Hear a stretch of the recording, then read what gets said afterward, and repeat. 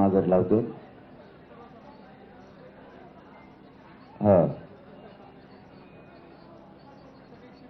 नाही, पोरांना सांगणं आहे की रस्त्यात फक्त गाड्या लावू नका, तुम्ही मैदानावर लावा आणि मग तुम्हाला तुमची गाडी सुरक्षित असली तुम्हाला मुंबईत येता येईल. मग बार ते सांगायला लावू नका. आता बोलायला जास्तीचा त्रास होतो, त्यामुळे सांगितलं तेवढं ध्यानात ठेवा. कायम सगळ्यांनी शांतता ठेवा.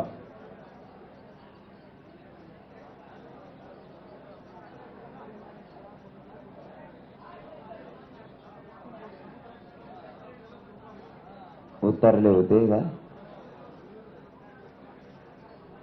कशाला उतरले होते?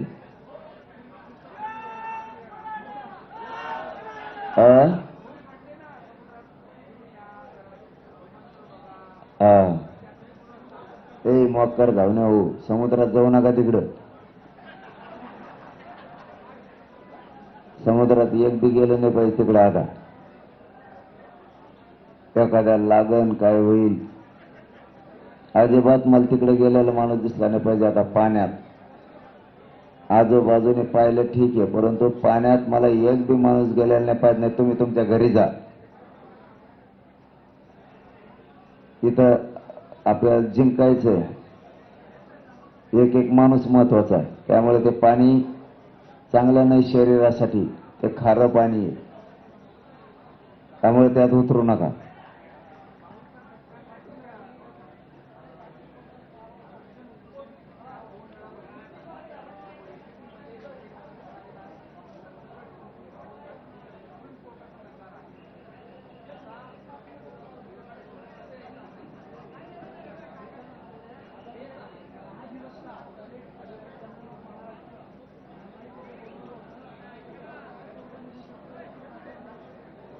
महाधिवक्ता कुठले? राज्याचे का? बर. नाही, तोडगा सोपं आहे. सरसकट शब्द तुम्ही लावूच नका ना. जर सुप्रीम कोर्टाचं आणि केंद्राचं म्हणणं आहे, असं तुमचं म्हणणं आहे, उपसमितीची दोन कायला बडबड करता रे? इकडं काय चाललंय काय नाही, काय भिकारसारखे चाललंय तरी तुमच्या अंगात.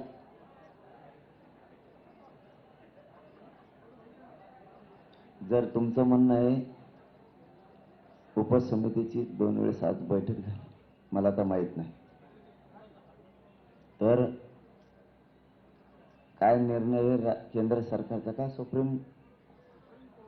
तर सुप्रीम कोर्टाचा सरसकटला प्रॉब्लेम आहे, असण्याचं कारण नाही. पण त्याला पर्याय दुसरा पण आहे. तुमच्याकडे 58 लाख नोंदीचा आधार आहे, त्याच आधारावरती मराठा आणि कुणबी एकी GR काढा म्हणतो आपण, त्याच्यावरच बैठक झाली ना आज. मराठा आणि कुणबी एकी याच्यावरच GR काढायला 58 लाख नोंदीचा आधार आहे. ज्या मराठ्यांच्या कुणबी नोंदी सापडलेल्या आहेत आणि ज्या मराठ्यांच्या सापडलेल्या नाहीत त्यांची पोटजात उपजात म्हणून आपण आरक्षण घ्या, सरसकट शब्द वापरूच नका ना. त्या 58 लाख नोंदीच्या आधारावरती GR काढा, अध्यादेश काढा की मराठा कुणबी ही पोटजात उपजात आहे.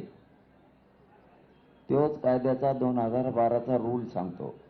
1967 पासून 2001, 2000 आणि त्याच्यानंतर 2012च्या कायद्यानं ओबीसी आरक्षण मजबूत केलं. म्हणजे तुम्ही व्हॅलिड होताय 2012च्या कायद्याने. तुम्हाला व्हॅलिड करायचं असेल, तुम्हाला ओबीसी आरक्षण द्यायचं असेल आणि तुमच्याकडे जर आधार असेल, महत्वाचे 4ही मुद्दे सांगितले, कारण प्रश्न महत्वाचा होता म्हणून सांगितलं. व्हॅलिड करायला आणि तुम्हाला पोटजात उपजात म्हणून आत घ्यायला 2012च्या कायद्यानुसार 58 लाख नोंदीच्या शिंदे समितीच्या अहवालावरती मराठा आणि कुणबी पोटजात उपजात म्हणून आत घ्या. ज्याला घ्यायचं ते घेईन, ज्याला नाही घ्यायचं ते घेईन, सरसकट म्हणायची गरज नाही.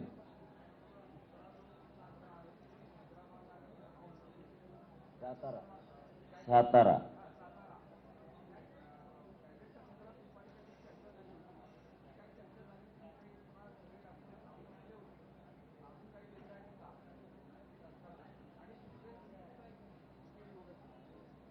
हे बघा, आम्ही तुमच्या म्हणण्यानुसार आम्ही अभ्यासकांशी फक्त चर्चा केली. आम्ही कसलेही डॉक्युमेंट सरकारला देणार नाहीयेत. त्याचं कारण असं, सरकारनं 13 महिन्यापूर्वी डॉक्युमेंट घेतले. आता देऊन उपयोग नाही. आता डॉक्युमेंट देऊन काय करायचं? सरकारनं 13 महिन्यापूर्वी हैदराबाद संस्थानकडून तिथल्या मुख्य सचिव आंध्राच्या आणि आपल्या मुख्य सचिवांनी दोघांनी मिळून त्या कॉप्या अटेस्टेड केल्या. नुसत्या कॉप्या उचलून जर आणल्या असत्या इथल्या मागासवर्ग आयोगाला, राज्याच्या केंद्राच्या मागासवर्ग आयोगाला, कॅबिनेटला आणि इथल्या समितीला आणि 2012च्या कायद्याला, म्हणजे या 5 विषयाला, ही पंचसूत्रीय याला त्या मान्य झाल्या नसत्या. म्हणून इथली समिती आणि इथल्या मुख्य सचिवांना ते तिकडच्या मुख्य सचिवाकडून अटेस्टेड करून आणणं आवश्यक होतं. ते आणलेलं आहे. आता आमची चर्चा फक्त एवढ्यासाठी झाली, डॉक्युमेंट द्यायचे म्हणून नाही, पुन्हा हे द्यायचे मग ते पहिले, त्याच्यासाठी फक्त चर्चा झाली. काय केलं पाहिजे? सातारा संस्थानचं गॅजेटियर आणि हैदराबादचं गॅजेटियर याच्यासाठी मी 1 मिनिटाचा वेळ द्यायला तयार नाही असं त्यांना सांगितलेलं आहे. म्हणून त्यांनी त्याच्यावर धावाधाव चालली त्यांची. कारण सातारा संस्थानचं गॅजेटियर असं आहे, एकदम सोपा विषय, पश्चिम महाराष्ट्र पुरा बसतो आणि हैदराबाद गॅजेटियर त्यात मराठवाडा. हैदराबादचं गॅजेटियर सांगतं मराठवाड्यातला मराठा हा कुणबी आहे, म्हणून त्यांना काही देण्याची गरज नाहीये. त्यांनी शिंदे समितीनं सरकारला अहवाल देणं गरजेचं आहे. सरकारनं स्वीकारून किंवा स्वीकारायच्या आधी त्यांनी राज्य मागासवर्ग आयोगाकडून तो घेणं गरजेचं आहे. 2 ते 3 प्रक्रिया आहेत. पहिली प्रक्रिया, शिंदे समितीनं 13 महिने त्याच्यावर अभ्यास केला. इथं मी त्यांना मीडियात विचारून घेतलं, ते हो बोलले. आता त्यांना बदलता येणार नाही. ते अहवाल आता सरकारला देणं गरजेचं आहे. सरकारने कॅबिनेटनं तो स्वीकारून तो मागासवर्ग आयोगाकडे द्यायचा का आधी त्यांनी स्वीकारायचा का आधी मागासवर्ग आयोगाकडे द्यायचा हे त्यांचं ते ठरवते. मग ते मागासवर्ग आयोगाकडे सुद्धा जाणं खूप गरजेचं आहे. 2012चाच कायद्याचा रूल आहे, त्या रूलप्रमाणे ते करायला लागतं. नसता तुम्हाला आधी घ्या नंतर घ्या, तुम्ही तो घ्या आणि ते टिकवायची पण जबाबदारी तुमचीच आणि अंमलबजावणी करायची जबाबदारी तुमची. पण माझं मत आहे, टिकवाय फेकवायचा हा विषय काढायची गरज नाही. 150 वर्षापूर्वीच्या नोंदी आहेत, त्या कोणाच्या बापाला काही होत नाही तिथं. त्यामुळे उगा फाटे फोडण्यात मजा नाही.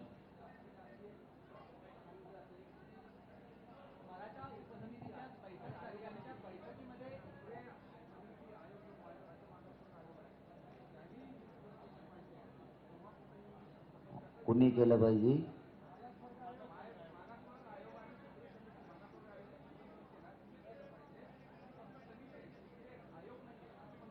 कुणाचं म्हणणं आहे? कोण अभ्यासक? सगळ्यांनी मला नाव सांगा त्याचं. ते अभ्यासक बेकार जाऊन असू शकतो.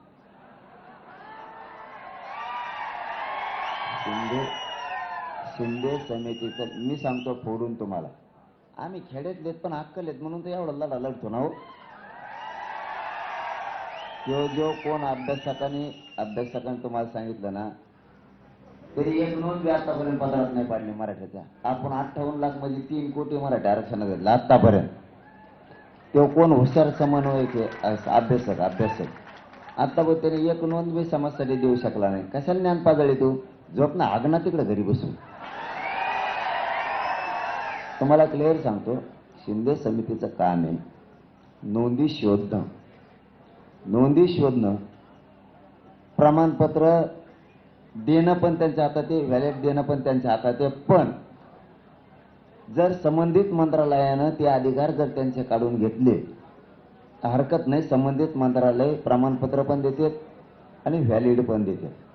पण शिंदे समितीचं सगळ्यात महत्त्वाचं काम आहे नोंदी शोधणं, त्याचा अहवाल तयार करणं. त्यांनी तो अहवाल तयार केला, त्याच्यात 3 खंड तयार केले. गप्पानारे पागल आहो, तुम्ही आयुष्यात कधी फोटो बघितलेला आहे का नाही?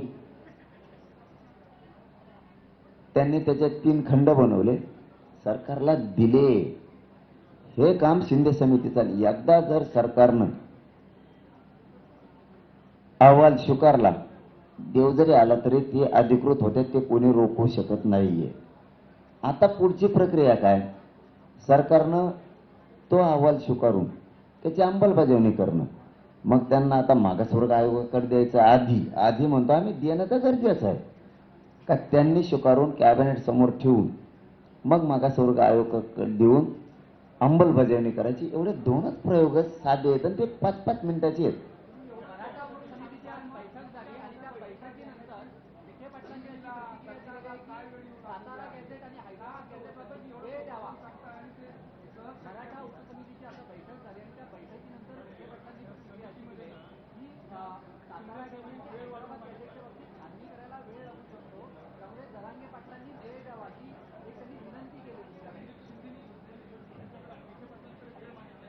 कशासाठी वेळ पाहिजे?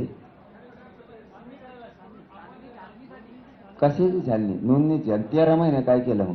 भजे तळीले काय? असं नसतं. वेळ काढूपणा आहे. आता नसतं. हे गरीब काय तुम्ही पागल समजेले काय? आण मुंबईला न्या जमा घरी, आण मुंबईला न्या जमा घरी. बापाची पेंड आहे काय? इथे समज नाही. आता एकदम सोपं. 13 महिने काय केलं? भंगार चाळे नाही करायचे. खरं आहे ते बोलायचं. बोल आमच्यापाशी येऊन आम्ही सांगतो तुला. JR काढून मला अंमलबजावणी पाहिजे. ते पण प्रक्रिया कायद्याच्या सगळ्या. हो, तुम्हाला त्या सगळ्या प्रक्रिया पार कराव्या लागणार आहेत. मागासवर्ग आयोगाकडे, शिंदे समितीकडे सरकारला अहवाल स्वीकारावा लागेल. वेळ पडली, कॅबिनेटच्या हातात जर हे विषय नसेल, यांना विशेष अधिवेशन बोलावं लागणार आहे तेवढ्यासाठी. कारण प्रक्रिया लहान नाहीये ती आणि हे घडून आणावं लागणार.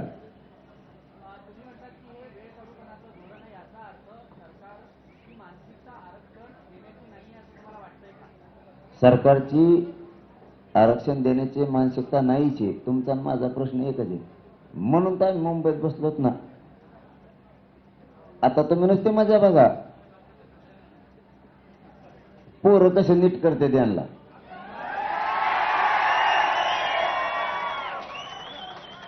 आणखी तर शनिवारी रविवारी पुढच्या आमचे पुरेच येणार आहेत. हे तरी पोट्टे येत. हे ऐकत येत. एकदा जर आमचे धोत्र आले ना, ते धोत्र कोणालाच मोजित नाही. ते कोणाला बी त्यांच्या धोत्रात घ्यायला बसले. मंत्र्या सुद्धा धोत्रात घेते. आपण कधी खोटं बोलत नाही आणि मी जे बोलतो ते राज्यात करतो. पुढच्या शनिवार रविवारी बघा तुम्ही, तिकडचा आमचा सगळा मेन माल यायचा राहिला. मेन माल कसे हागण लावतो यांना तुम्ही नुसती मजा बघा.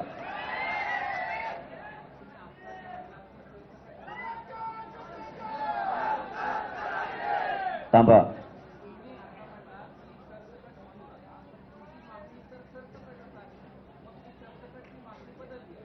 नाही, सरसकटची मागणी बदलली नाही. तुम्ही कन्फ्युजन करू नका.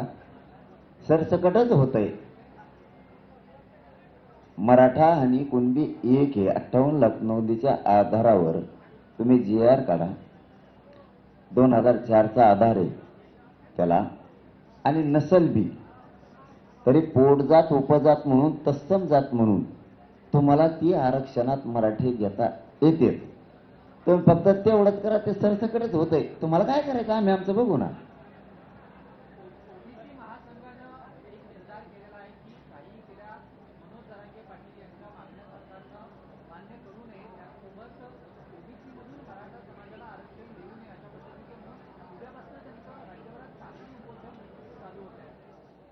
हा बघ, त्यांचं कामच असतं देऊ नका म्हणणं. कायदा त्यांच्या म्हणण्याने चालत नसतो.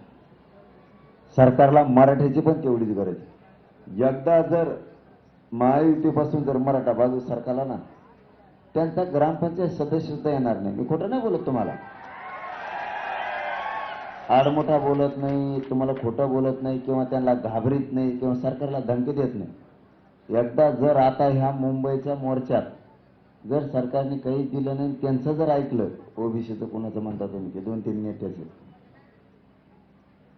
तर मराठीत जर लाट पसरली नाराजीची, खोटं बोलत नाही तुम्हाला, प्रत्येक वार्डात 40-50 कवाना मराठीचं मतदान आहे. ग्रामपंचायत सदस्य पाडायला तेवढं लय झालं, नगरसेवक पाडायला 200-400 मतदान लय झालं. एका मतदारसंघात लाख मतदान आहे आमचं. आमदार पाडायला 20,000 मतदान जरी विरोधात गेलं तरी तिची कुपाट लागत. त्याच्यामुळं आता जर मराठीत सुद्धा सरकारला तेवढीच गरज आहे, आणि त्यांनी जर याच्यात हे केलं, काही राहणार नाही त्यांचं, काहीच राहणार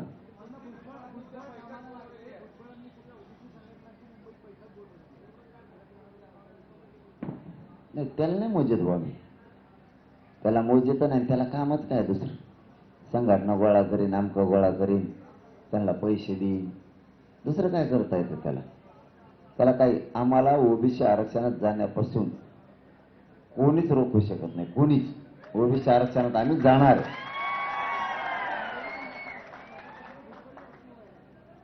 अरे ते पहिलेच कामातून गेलं, त्याचं 50 बाऱ्या काय नाव घेता भंगार धावण्याचं.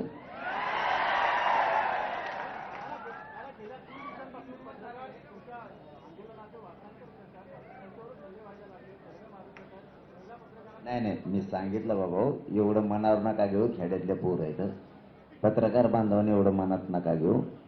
ते खडे मारले काय, त्यांना थोडी आता म्हणूनही मीडियासमोर वेगळी सवय आहे. ते कुठं गेले तर त्यांना थोडासा सवय आहे थोडीशी. थोडं तुमचे लेकरं आहेत ते खेड्यापाड्यातले आलेले, थोडं पत्रकार बांधवाने पण समजून घ्या. आणि पोरं तुम्हाला सांगतो, उगाच त्यांना खडे नका आणत जाऊ रे, पागलसारखं वागू नका. पुऱ्या राज्याला आपली गोरगरिबाची मागणी, आपल्या वेदना ते दाखवते. थोडं समजून घेत जा. मुंबईभर, पुऱ्या मुंबईत पत्रकारांना थोडा सुद्धा त्रास देऊ नका, थोडा सुद्धा देऊ नका. पत्रकार मुंबईत कुठं असो, चांगली असो वाईट असो, जशी काय असेल ती असो, पण काही म्हणू नका. आणि पत्रकार बांधवांना सांगणे, खेड्यापाड्यातले लेकरं आहेत ते, बाबा तुमच्या लेकरं म्हणून थोडंफार सहन करत जाऊन द्या. आता